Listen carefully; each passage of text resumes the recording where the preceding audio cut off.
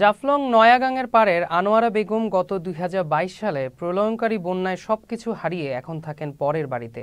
এবছর আবারও স্বপ্ন দেখছিলেন ভিটে মাটি ভরাট করে ঘর নির্মাণ করার, কিন্তু তার আগে সর্বনাশা বানের জলে সবই বিলীন হয়ে গেছে। ঠিক আনোয়ারা বেগমের মতো ২০২২-এ ভয়াবহ বন্যায় ৯ পরিবারের বসত ঘর মাটির সাথে বিলীন হয়ে গিয়েছিল।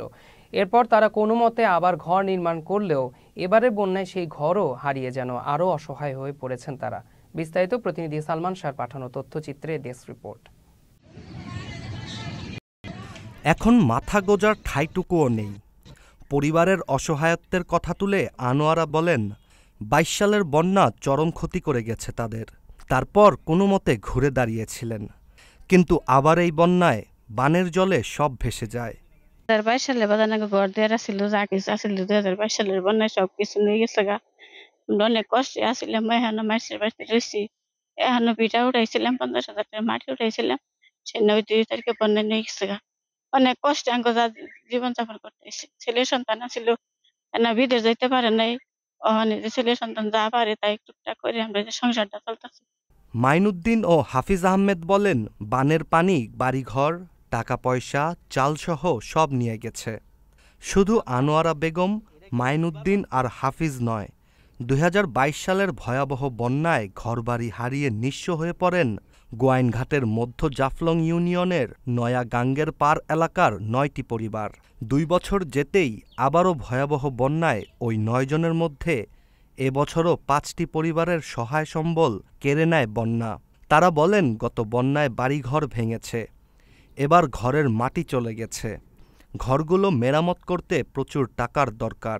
২৪ সালে আমরা বাড়িঘর সব ভিন্ন হয়ে গেল।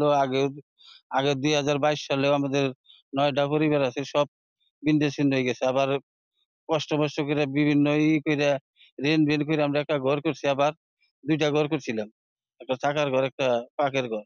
এইটাও বিচ্ছিন্ন করে নিয়ে গেছে। বাড়ি নেই, কিছু নাই, খুব কষ্ট করে বানাইছি। তো মনে করেন পরে এনে টিউনু সব মন্ত্রী সাহেবেরা আসছিল, বলে যে তোমরা আপনাদেরকে আমরা কিছু প্রাণ আছে কিছু দিছে, চিরামুড়ি কিছু দিছে, খাইছি। আর কইছে যে আমরা যত সম্ভব তাড়াতাড়ি বান্ডা দিয়ে দিম আর কি, আপনারা থাকেন। হয়ে গেছে। এরপর আর কি হয়েছে না হয়েছে আমরা জানি না। এবারের বন্যার পানি কমার সাথে সাথেই মানুষের যেমন ক্ষতি হয়েছে, তেমনি রাস্তাঘাটের ক্ষয়ক্ষতির চিত্র ফুটে উঠেছে। এদিকে উপজেলা নির্বাহী অফিসার বলেন, বন্যায় ক্ষতিগ্রস্ত ঘরবাড়ি পুনর্বাসন করতে কাজ চলছে।